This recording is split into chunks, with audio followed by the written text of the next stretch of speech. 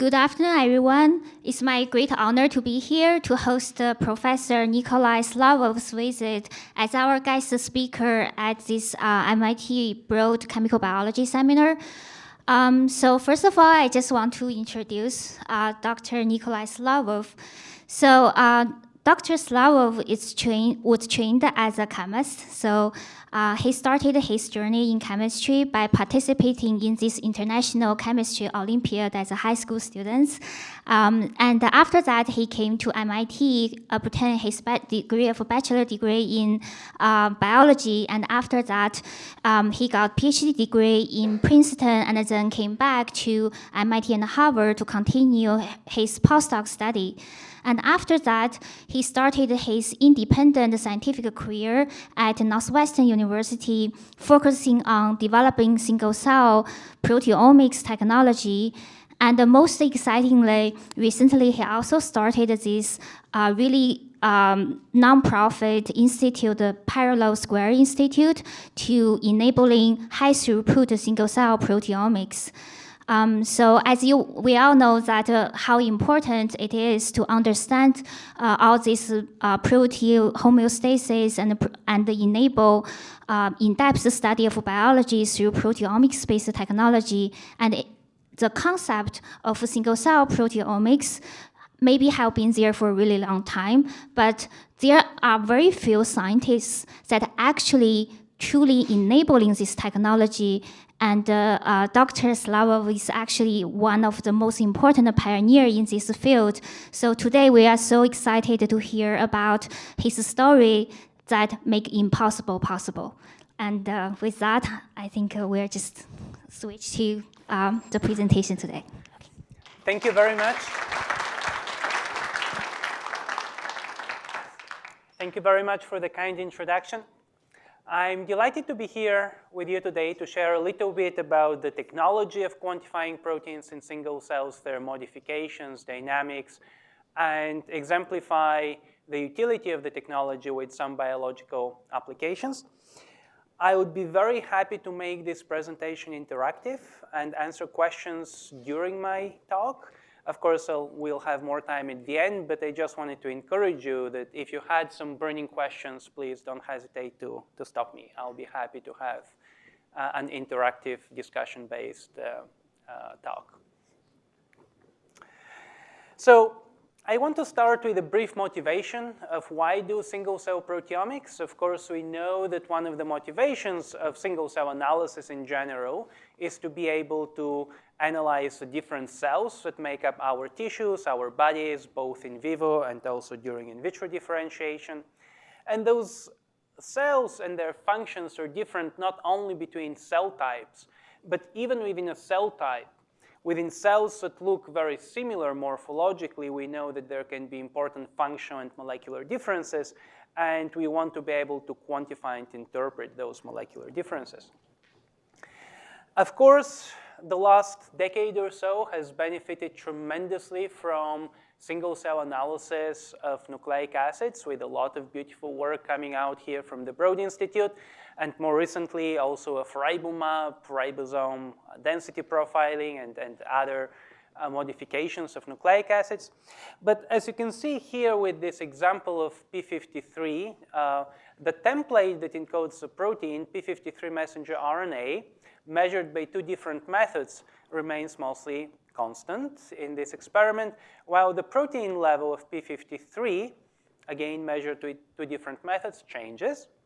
And in this case, p53 being a very important, extensively studied protein, we know that the biological mechanism is that p53 messenger RNA is constantly produced, the protein is translated, and primarily regulated by degradation. And if we look, we have been able to quantify p53 and a number of its downstream targets. And if we look at the dependence in single-cell data, again, we see that there is very little dependence between protein abundance and messenger RNA. But p53 protein is much more informative about the transcription function of the protein as compared to the template. So we can use single-cell protein measurements to measure and quantify heterogeneity across single cells, and that works. But what I'm really excited to use it for is to ask questions of why and how, to be able to identify molecular mechanisms mediating biological functions. And that will be the focus of the biological examples that I'll share with you. One thing that is quite helpful in doing this interpretation is the ability to build quantitative models. And these are models not just of protein data, but also models of RNA and DNA data. And these models can help us identify biological mechanisms. They do need highly quantitative data. So throughout my talk, I will at various places emphasize important approaches and mechanisms that allow us to obtain quantitative data, not just detect proteins, but quantify their abundances. What is particularly exciting for me with analyzing proteins with mass spectrometry is that we can do much more than measure abundance. We can quantify protein synthesis rates, protein degradation rates, protein modifications, protein localization in different compartments, and I think those different layers of protein activities, enzyme activities, are very important if we want to understand biological processes. It's very important to be able to analyze protein glycosylation and protein reactivity, for example, lysine reactivity of amine groups and many other proteins. So with this brief motivation, setting out what the ambition is, I'll give you a quick overview of the technology, really focusing on big picture ideas and questions rather than technical details. Very happy to answer questions about technical details as well. But just to orient you where we currently are, we can prepare thousands of single cells for protein analysis at once. Then once we prepare the cells, usually we digest the proteins to peptides to make the analysis easier and increase throughput and depth of quantification. Peptides are separated, usually by liquid chromatography or capillary electrophoresis.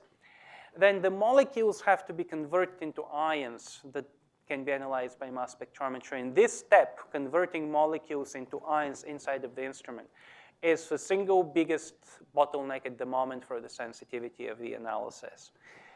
Once we have ions inside of the mass spec instruments, we can detect those with single ion sensitivity, but the conversion of molecules to ions remains relatively inefficient. So this is the overview and roughly where the current ranges are, with the prospect to substantially increase throughput in many ways.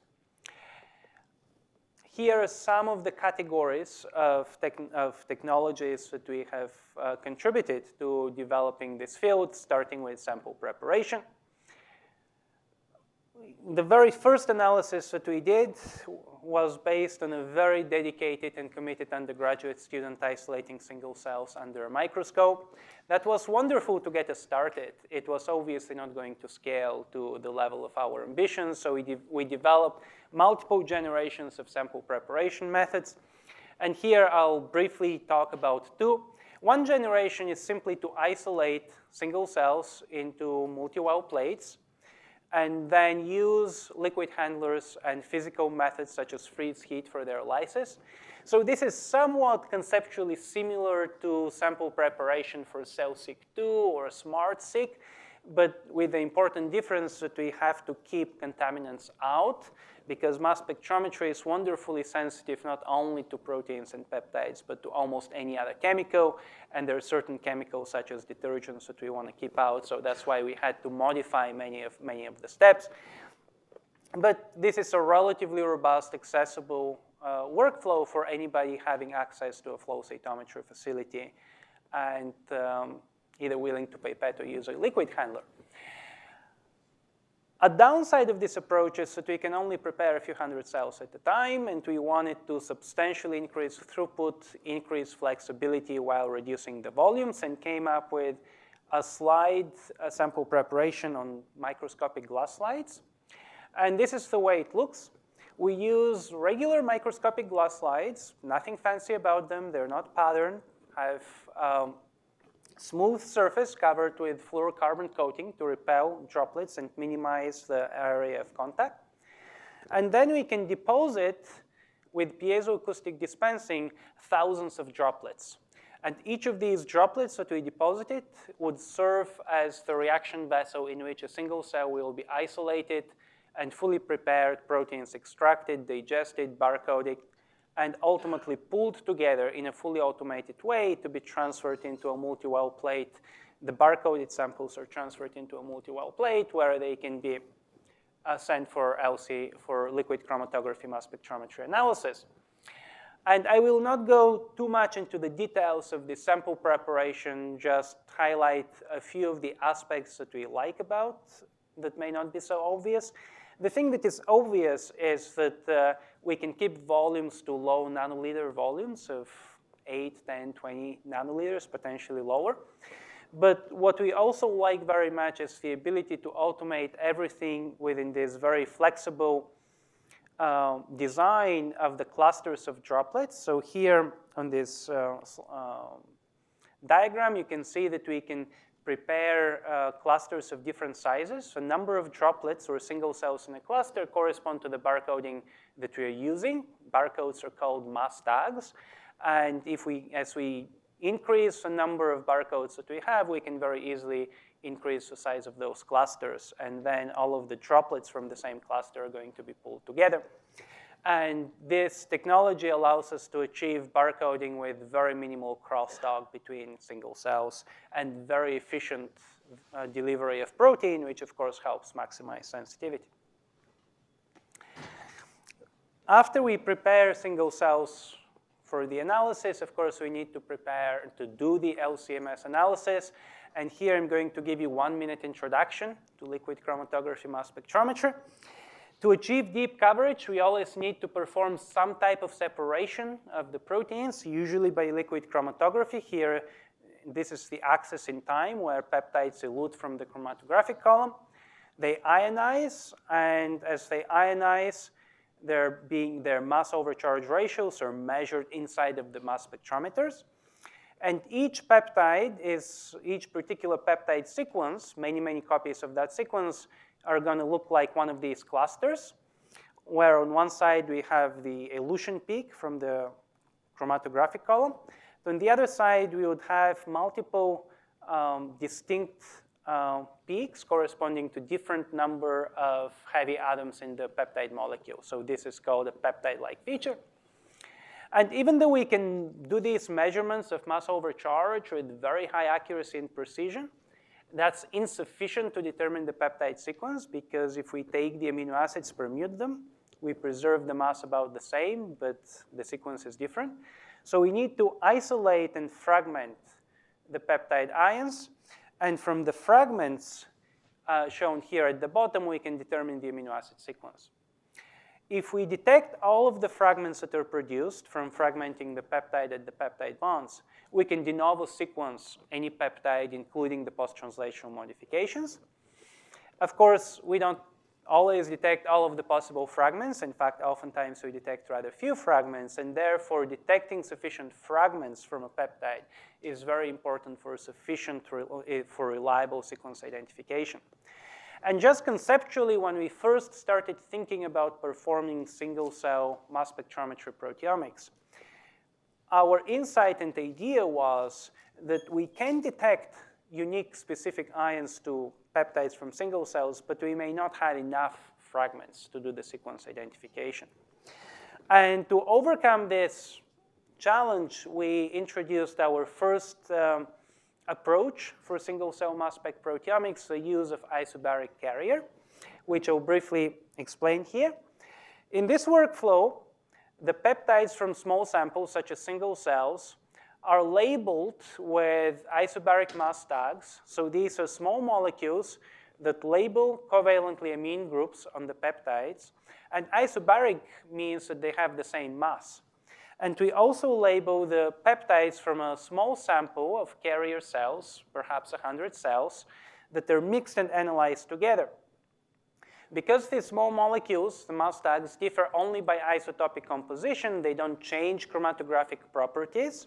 And the particular peptide sequence derived from different single cells and from the carrier material would elute as a single chromatographic peak and will be detected as single set of M over Z peaks inside of the mass spec instrument at the first level.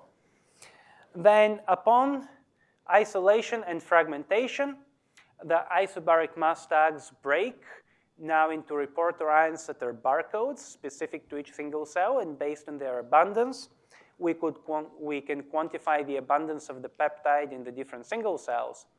And here come the all-important fragments that I talked about. The fragments of the peptide are produced, and they're produced from the pooled amount of peptide molecules from all of the single cells and from the carrier material.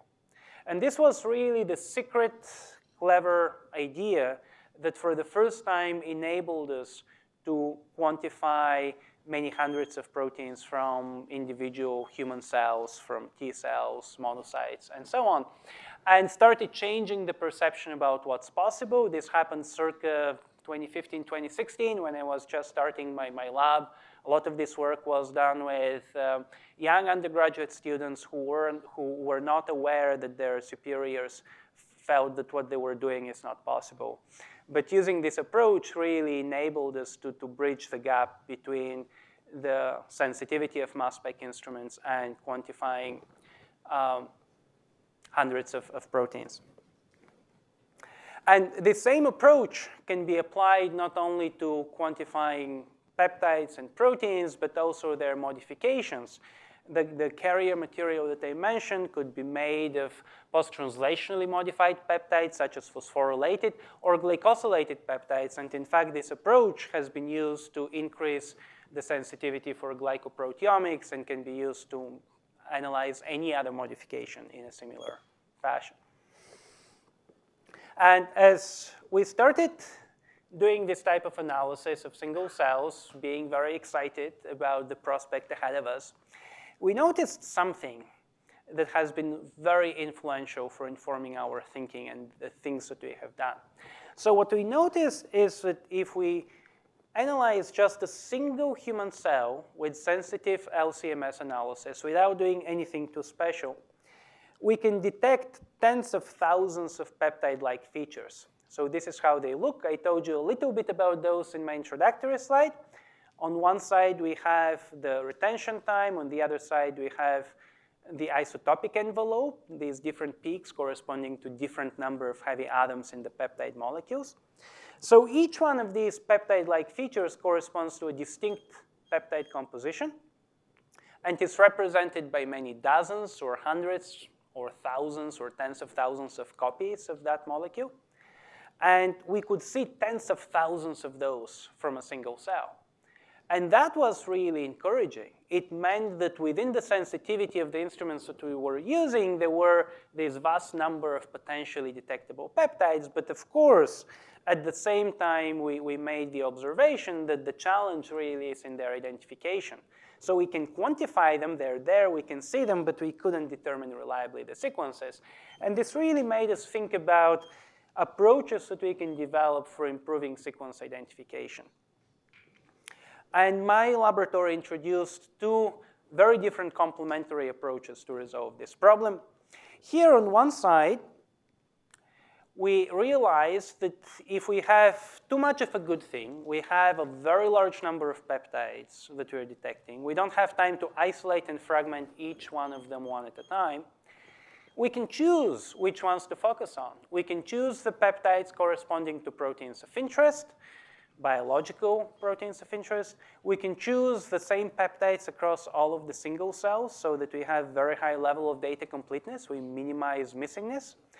We can choose the peptides that we are likely to identify so that we can increase the depth of the analysis. And I'll tell you a little bit about how we developed this approach for prioritization.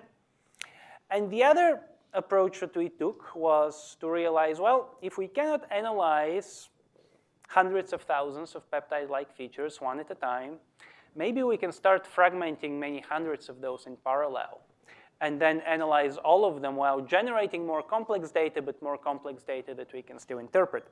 And that became the basis for the current technology platform of parallel squared, and I'll explain that as well.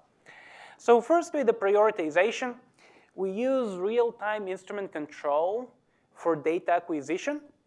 As the instrument is detecting these different ions corresponding to different peptides, we're able to determine what are the peptides corresponding to them based on the retention time and the measured mass overcharge, and then prioritize them so that on the highest priority tier, if we first analyze those that correspond to the most interesting biological proteins, and then we keep the instrument busy if we have time and keep analyzing lower and lower and lower priority peptides. So when we implemented this, we saw that we can very significantly introduce the level of data completeness, shown here with the red bars, compared to instrument control without using prioritization. And this came without decreasing the depth of protein coverage. In fact, we increased the depth of protein coverage. And the logic implemented by the instrument, as shown by this diagram, is exactly the one that we wanted to implement. So as a result, we are able to more than double the number of peptides and proteins that are quantified per single cell, and not only double them, but also move in the direction of less abundant proteins, while quantifying more, shown here by this red curve for the prioritization. We both quantify more proteins and less abundant proteins. We can enlarge the dynamic range. And this approach would be very suitable for prioritizing the analysis of post-translationally modified peptides, such as peptides generated from proteolytic cleavage, and we use this approach for that, or peptides that are phosphorylated or otherwise modified. It can substantially increase the sensitivity of their analysis. Ultimately, some of these peptides might still fall below the limit of detection. This is not a guarantee that the peptide will absolutely certainly be quantified, but it's a method to substantially increase the probability of analysis. And that is good. I'm showing you data about depth of coverage, identifying peptides, but how quantitative are these data? Are these data points really good for building models, as I told you at the beginning?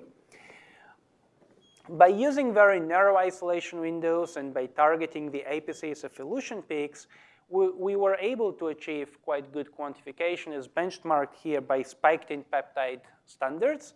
So here on the x-axis, we indicate the number of the amount of peptide that was spiked in single cells. On the y-axis is the amount that we measured, and we find that the two amounts closely correspond to each other for peptides whose abundance is representative of the abundance of single-cell proteins.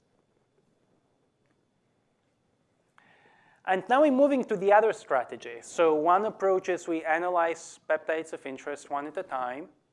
And we are still limited. We still cannot analyze all of the peptides that we detect. We're just going to choose those that are most important. The other strategy is let's just start fragmenting all of them and generate complex spectrum. And this was our motivation to begin with. So on one side, there has been this approach of analyzing many peptides in parallel, such as when using isobaric mass tags, TMT. We can analyze many peptides, many samples in parallel, for example, many single cells, but then we have to fragment each peptide one at a time. And on the other side, there were label-free approaches for parallel fragmentation of peptides. They're known as data-independent acquisition. That's the jargon. But analyze only one sample at a time. And our motivation was to test the hypothesis that we can introduce barcoding and data analysis that can allow us to combine those two worlds and get multiplicative increase in throughput. So that's the motivation, and that's the hypothesis that we are going to test.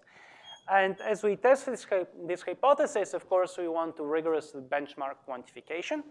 We don't just want to quantify, don't want to just detect more proteins, more data points. We want them to be highly quantitatively accurate. So to test that, Jason Dirks, a PhD student in my lab at the time, designed this experiment, which is essentially a ginormous spiked-in experiment, where we can prepare samples, A, B, and C, that correspond to a certain amount of human protein, E. coli, and yeast proteins. And then we can quantify them and see whether the ratio of these proteins correspond to the mixing ratios. So it's a spiking experiment with complete proteomes, a type of experiment that is quite common in the field of mass spectrometry proteomics. And in parallel, we took those same samples and we labeled the peptides with these amine reactive tags. And these tags are non-isobaric, meaning that a particular peptide sequence from one single cell or one sample is going to form a distinct set of ion peaks in the mass spec instrument across the different samples.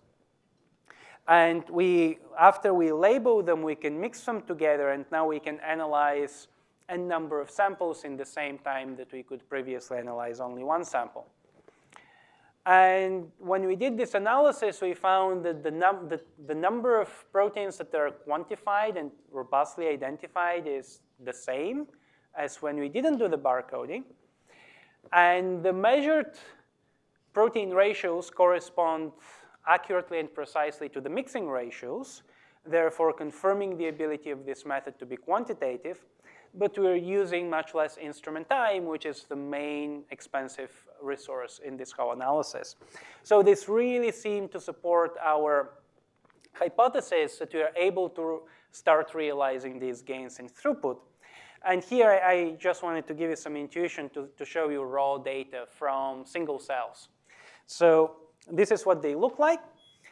Here on the top, you can see the peptide ions for one peptide sequence from a single cell, pancreatic adenocarcinoma cell, eluting from the chromatographic column and measured across multiple time points. And below, the ions for the same peptide from a different single cell, a monocyte. And we measure them across a number of different scans, and then we can ask what is their relative abundance from those different scans.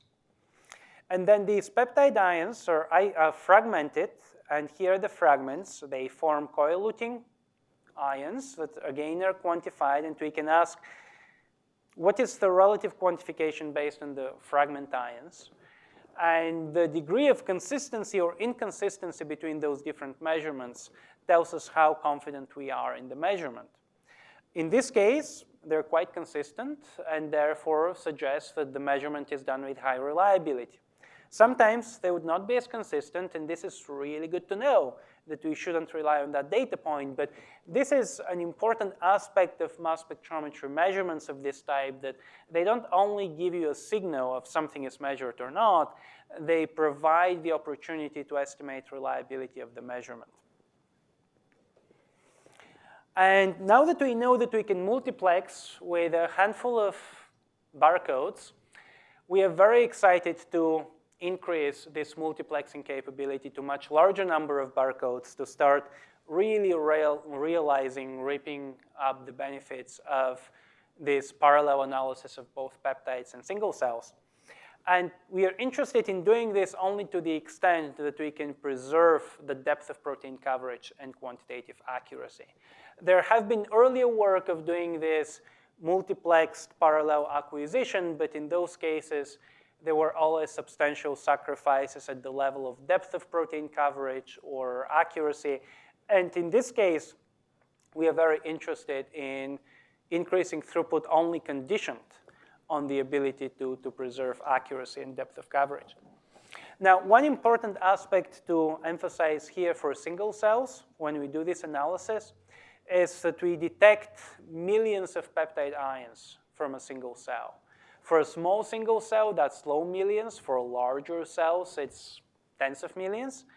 But the counting statistics that we are getting are about 3 orders of magnitude larger than what we can get with single-cell RNA sequencing.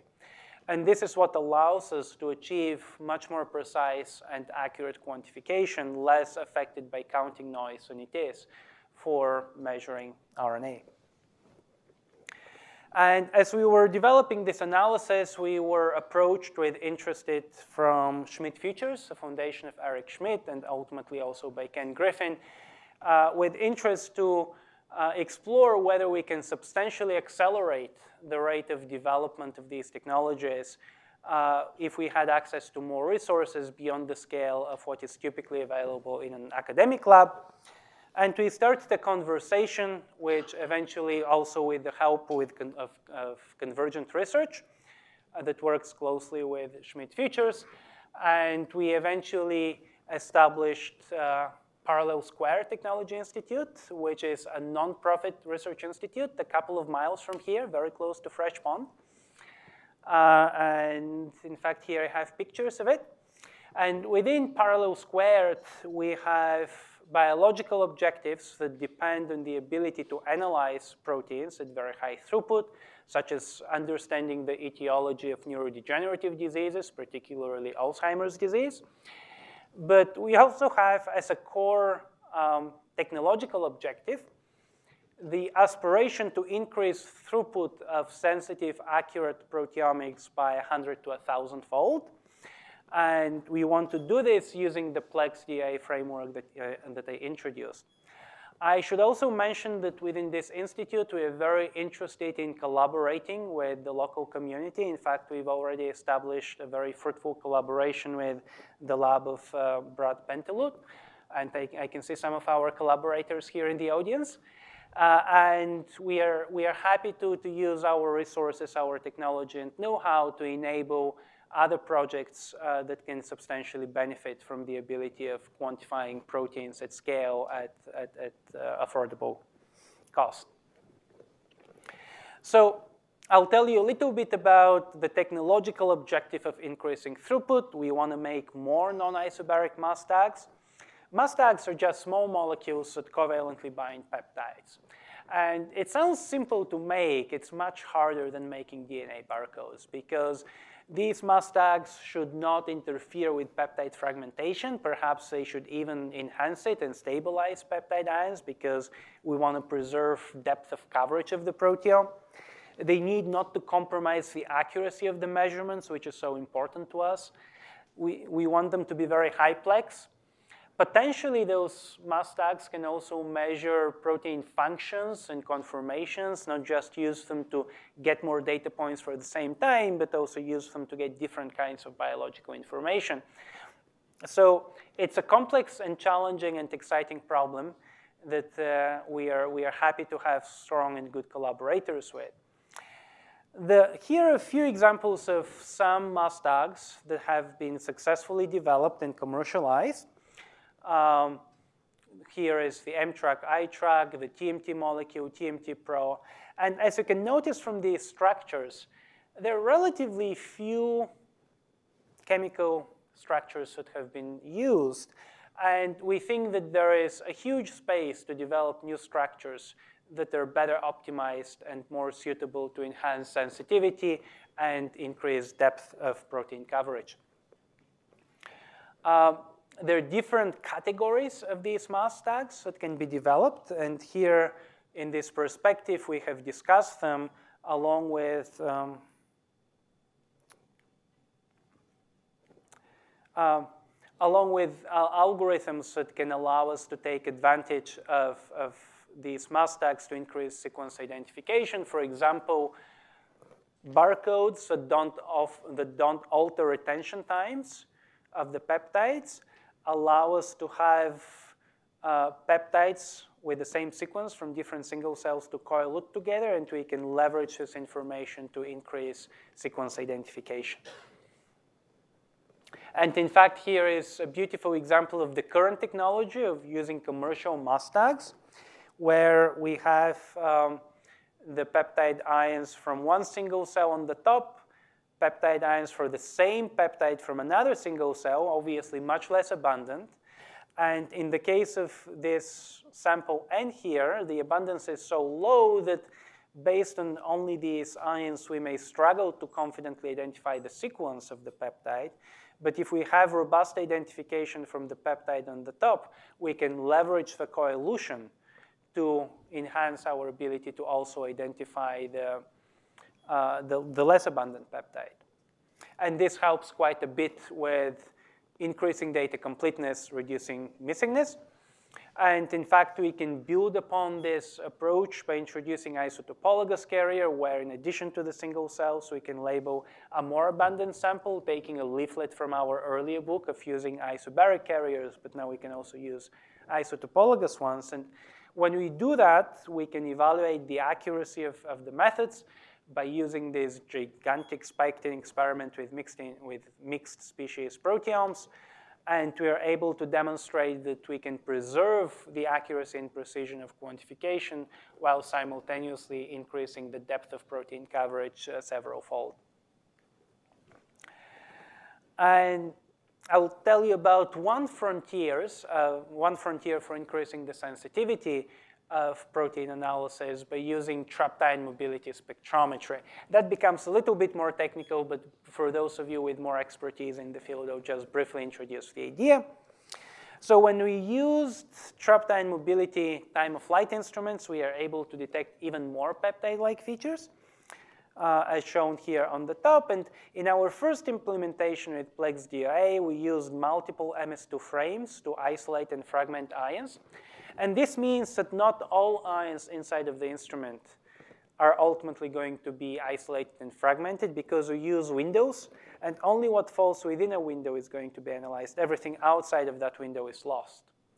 And more recently, we have become very interested in using the ion mobility to analyze 100% of the ions that we have been able to deliver. And the way this works is by realizing that ion mobility corresponds to M/Z range. And that means that if we acquire the data, we can use this association to have a single MS2 frame for all of the ions and analyze 100% of the ions either at MS1 or MS2 level. And this makes the data acquisition much faster because now we have only one MS1 frame, one MS2 frame, and also use ions much more efficiently.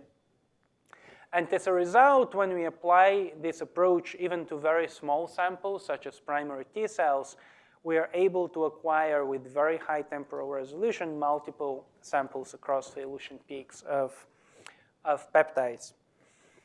And here is an example of applying this analysis to primary cells from tissues isolated, where we are able to identify multiple distinct cell types and also achieve high accuracy quantification, as here demonstrated with a simple example of quantifying two proteins forming a complex, the ribosome.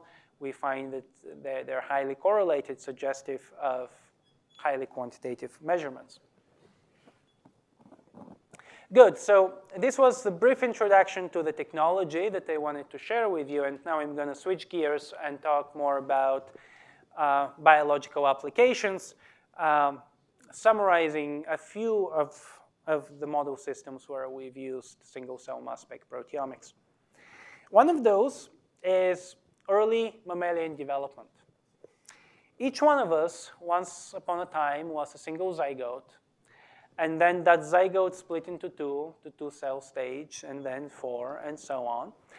And there is some circumstantial evidence that cells in two-cell stage embryos already are distinct functionally, but it has been very difficult to identify the molecular causes for their difference. Multiple groups have performed deep single-cell RNA sequencing, but they have identified very few RNAs that are differentially abundant between the two sister blastomeres. When we analyzed those sister blastomeres from two-cell stage embryos with mass spectrometry, we found that hundreds of proteins are differentially abundant, so that one blastomere always fell into one cluster, which we termed alpha, and the other blastomere always fell into the other cluster, which we termed beta. And as the embryo develops from early to late two-cell stage, this degree of polarization only increases.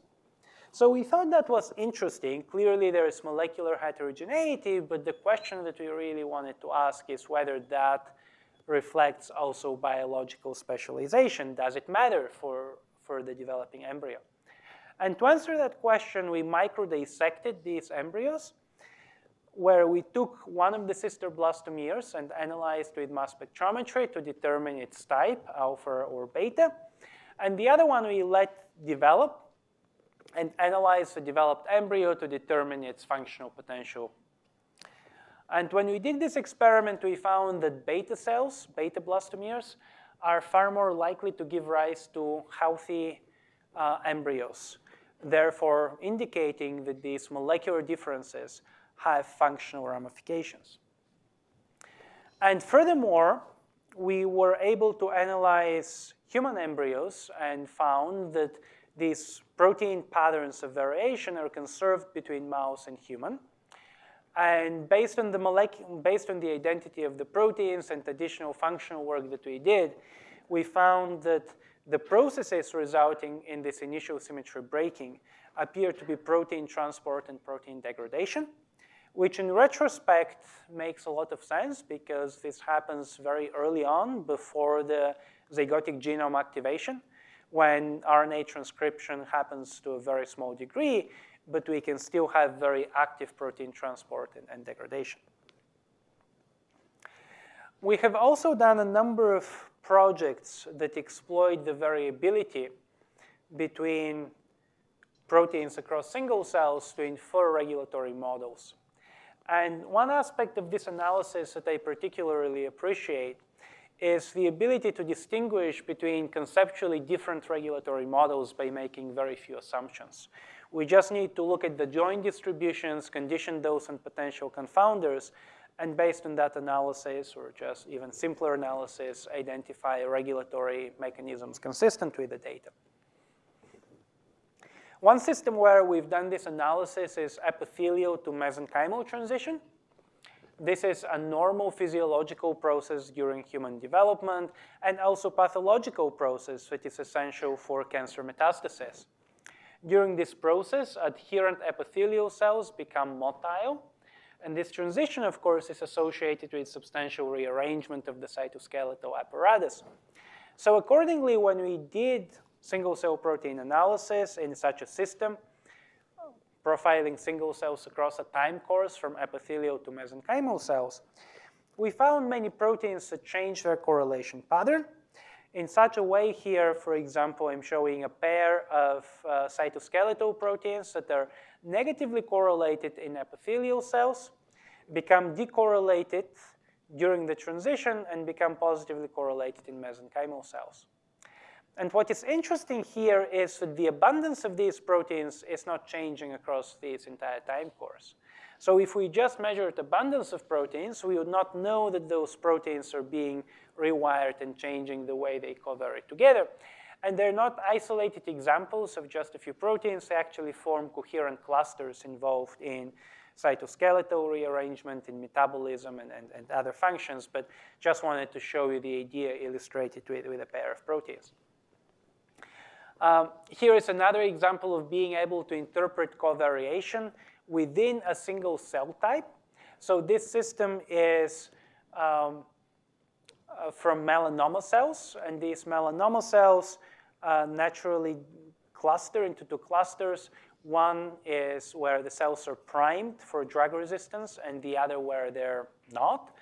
And what is interesting is that even after we've done the clustering, if we look within individual clusters, we still have correlation between proteins that is able to identify clusters, in this case identifying clusters corresponding to different modes of energy generation, either via glycolysis or via oxidative phosphorylation. So this protein covariation that is present within a cluster is something that can suggest changing strategies of generating energy.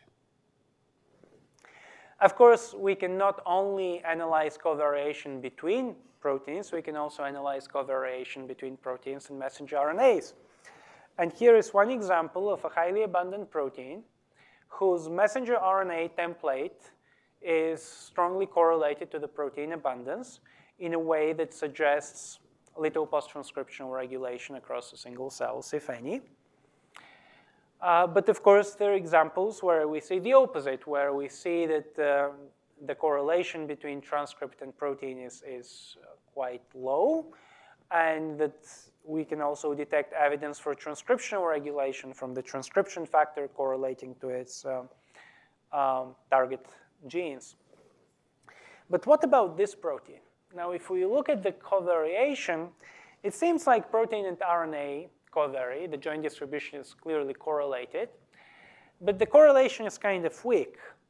And if we look at the RNA levels, we can see the single cells having one messenger RNA, having 2, 3. It's kind of low counts. There's a lot of counting noise.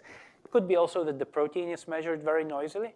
So we are very interested in developing systematic methods that can rigorously quantify the technical variation of the measurement and distinguish that from biological variation, reasons why the protein and the RNA levels could be distinct. And here I summarize the approach that we're developing based on Bayesian modeling, where we can integrate and align data from different measurement modalities, and then look at the deviation between different ensembles, both technical, biological replicates, and different measurement modality, to quantify the reliability of the data and then systematically interpret post-transcriptional regulation. And I want to exemplify this here. I'll exemplify this here with measuring proteins using two very different methods that I already talked about. I introduced using prioritization or prioritized scope and plexDIA. They do the quantification based on very different types of ions, so they don't really share significant biases. And we can apply these methods on different biological replicates and then compare the quantification across replicates and across measurement modalities to get an estimate for what is the shared variation and what is the reliability of the measurement. How am I doing on time? I have 10 more minutes? It's already 15 minutes. OK. So yeah, I'll go quite quickly because I want to make sure that we have plenty of time for questions. So here we analyzed primary macrophages, and we were able to identify variation in proteins that suggested variation in phagocytic activity, which we confirmed by functional measurements. And then we were able to associate with proteolytic activity of the proteins. We analyzed senescent cells, emergence of drug resistance. And I want to make sure that they get to the community slides. So we have always been very big proponents on sharing data and methods. We put a lot of effort on making data portals that share all the data and all the metadata so that colleagues who are interested to reanalyze and reuse our data can do that. And if you try to do it and you don't find something, do let us know. We want to help you. We have also developed community guidelines with many colleagues in the field that were published in Nature Methods earlier this year. And we are very eager to facilitate the wide adoption of these standards to help other laboratories start producing high-quality data. And we also welcome contributions of new recommendations to those of you who start adopting the methods and want to suggest additional guidelines. You can do so at this website.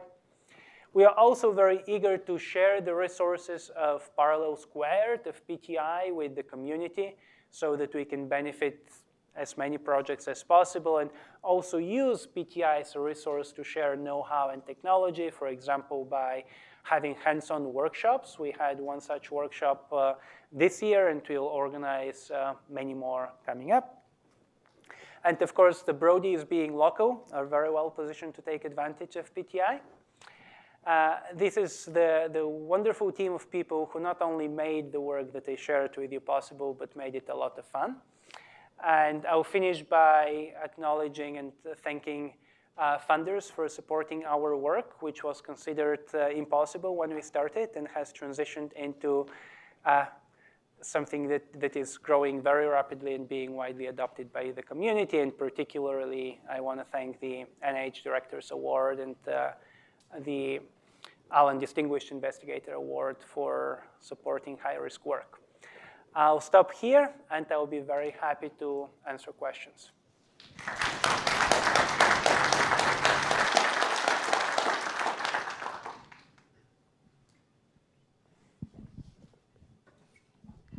Thank you. Amazing stuff. I'm wondering, on the frontier between throughput, the number of cells, and how many proteins you can measure, are there trade-offs you can make to count more cells into the hundreds of thousands at the expense of fewer proteins, so you can do conditional correlation analysis and stuff like that? Absolutely. So with the prioritized scope, in particular, this is very easy. What we can do is we can shorten the separation time, the chromatographic gradient. And if we shorten it by a factor of 5, our throughput goes up by a factor of 5. And if we're only interested in quantifying hundreds rather than thousands of proteins, we would still have enough time to do that. So there are certainly trade-offs of this kind. Also with plexDIA, there it's a little bit less guided. If we shorten the gradient very much, our depth of coverage is going to decrease. But of course, throughput is going to increase. So yes, one can do that. And in the case of prioritization, can do it in a very directed way. Thank you. Wonderful talk. I have a very fundamental question. So this data that you showed, where single zygote it divides into two blastomeres, there are alpha and beta subsets. So at what time point after the division of the zygote were the cells sampled? Because I'm just interested in, was there any asymmetric inheritance of cell division of some proteins that were asymmetrically inherited across two cells, or there was no asymmetric cell division, but during the course of their lifetime, there were some proteins that were upregulated or others not? So we did a lot of analysis that they didn't have the time to show, suggesting that the asymmetry starts from the zygote. The zygote has gradients. And upon the first cell division, those gradients are converted into asymmetry of the sister blastomeres. And then that asymmetry is magnified as the embryo develops further. We looked a little bit at the effect of cell division on that asymmetry and how that spreads. And this analysis was fairly challenging to do with high confidence. Mm-hmm. So I think beyond the first cell division from the zygote to two-cell stage, the subsequent cell division is harder to analyze how it relates to the asymmetry. Was there not any method that can just do a live imaging of a zygote with some reporter proteins and then you track them if they're asymmetrically inherited? Potentially, we tried imaging, and imaging was very difficult for us and our collaborators. This work was done in collaboration with the lab of Magda Zurnicka-Goetz, a leader in the field, in development. And they did a lot, they tried a lot to do imaging with immunofluorescence, and finding high enough quality antibodies was very difficult, quantifying them was difficult. So while they did a lot of imaging work, that data generally was less confident. That being said, especially with the new technologies that we have with mass spec, I think we can get to much higher resolution than single cell resolution. We can take zygotes or even blastomeres and cut them into small pieces that then we can analyze, and this can give us much higher resolution. Okay, great, thank you. Oh, I have two questions. Question one is, if any of the audience wants to use single-cell proteomics, what's the best way to collaborate or coordinate with you and the parallel square? I think for us, my lab for a long time has been completely inundated by requests for collaborations. And our primary criterion for choosing collaboration has been, what are the biological problems that can benefit the most from doing this analysis?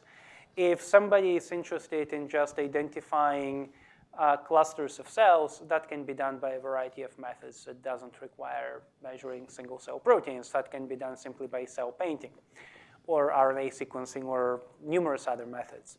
But if one is interested, for example, has great question relying on protein degradation, you kind of need to measure proteins to study the effect of protein degradation. So within Parallel Squared, we are interested in collaborative projects. So again, we are going to apply very similar criterion. We are going to have associate and affiliate members, in some ways inspired from what the Broad Institute has, where we are going to use those affiliations to make institute resources more available for specific projects to colleagues from the area. And again, those are going to be not so much, are going to be very much collaborative projects. And we are also working quite hard with colleagues, some of them around here, of local mass spec facilities to enable them to start doing single-cell protein analysis. At the moment, the field is at a state where I think many facilities should be able to offer this analysis, including Steve Carr's facility here at the Broad Institute and other colleagues at MIT, at the Whitehead Institute, and so on. So we are trying to help as many leading laboratories establish the technology as a platform so that they can provide it to many other groups. And then we can also discuss with interested colleagues on a case-by-case basis the possibility of collaborations. Thanks. My second question is, why did you decide to do this nonprofit institute instead of forming a startup company that offering like single-cell proteomics service? So there are many motivations. For me, that choice was easy, and I can spend a lot of time enumerating the various motivations. But one is I love doing research. And of course, one can do research in corporate for-profit settings, but ultimately that research has to drive a bottom line of commercial production, while working in a nonprofit environment allows to pursue more basic questions as well. Also, I was very keen on maximizing the benefit for everybody, for all stakeholders. If we were to develop this technology as part of a for-profit, as some local VCs were willing to support us and very keen to support us, we would benefit that particular entity, that particular company, but we would not have resource for the research community and for many other companies. By doing this as part of a nonprofit, we hope to make the technology accessible to many companies and the whole research community. Thank you. There is actually one more question from like our virtual audience. That is for a typical mammalian cell culture. Typically, how many genes or type of proteins you can detect per cell? Do you always detect the same abundant gene over and over again, and some you just rarely see them? Because there's really a big dynamic range for mammalian proteome, much larger than RNA. Yeah. So the number of proteins that we robustly quantify depends on the cell size. For small cells, such as primary T cells, we would quantify about 2,000 proteins and up to 3 in special cases if we really have top-level performance. With cell culture, of course, the cells are larger. They have more protein, and we can quantify 4, 5, even up to 6,000 proteins for large cell culture cells. The number of proteins that we quantify depends also quite a bit on the exact technology that we use, on the instrumentation. There are LC-MS experiments and separations that are more sensitive than others. But for all of these different technologies and platforms, we would be quantifying millions of copies of peptides per single cell. So while the number of gene products that we quantify is in the thousands, for each particular product, we would have large number of copies. This is probably a naive question. So, when we do RNA-seq, we don't sequence the entire RNA. But in the method that you describe here, you do a tryptic digestion, and then you do a TMT labeling. So you're essentially labeling all the peptides. And then you have an algorithm to filter out certain peptides. I wonder if you develop a reagent, and there are reagents for specific N-terminus labeling. Like if you, instead of using the NHS ester, if you use a thioester, that has some specificity. So I wonder if there are reagents that you leverage where you just label the protein at the N-terminus at the start before you do the tryptic digestion. Then you lower perhaps the total number of labeled proteins, and there can be an enrichment strategy so that you essentially focus on sequencing only fewer peptides and quantitating them, just like folks do for RNA-seq. So those technologies exist, and they work very well. Okay. So this is something that we can do.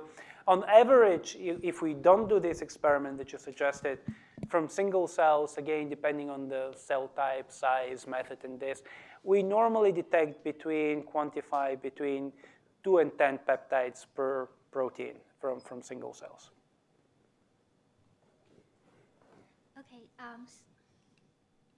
Actually, I have one more question, sorry.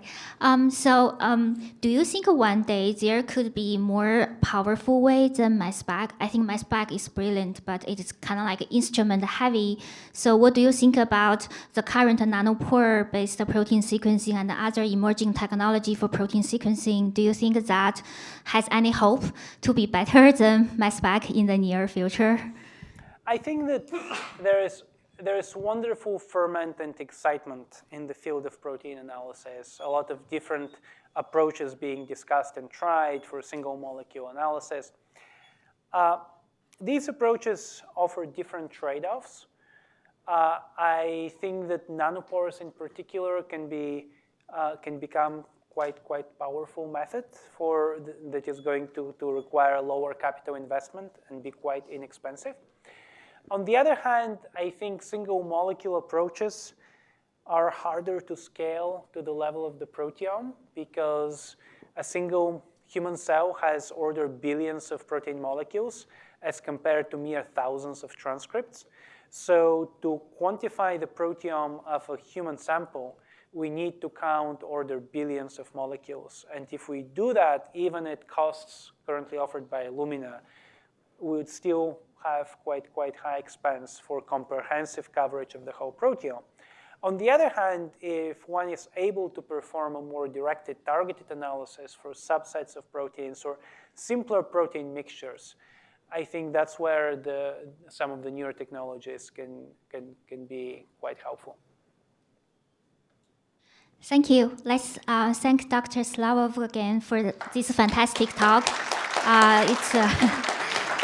It's really exciting to see the emerging new technologies, and hopefully we could utilize single-cell proteomics more and more in the future to discover more exciting biology.